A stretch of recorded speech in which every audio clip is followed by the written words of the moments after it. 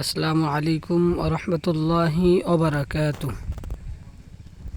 জামিয়া মা হাওয়া দারুল কুরআন মাদ্রাসা বাগেরহাট সদর। আলহামদুলিল্লাহ, এখান থেকে মাদ্রাসার বয়স 3 বছর।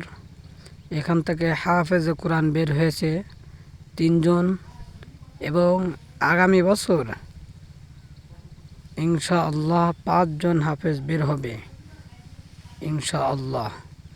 এবং লেখাপড়ার মান গহরডাঙ্গা বোর্ডের ভিতরে 2 নম্বর মেধা তালিকায় শীর্ষস্থানে গিয়েছেন।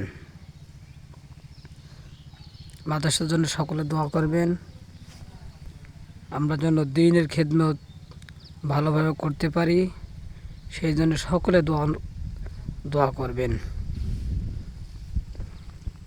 মাদ্রাসা এটা হচ্ছে বোর্ডিং ঘর, এটা হচ্ছে মসজিদ।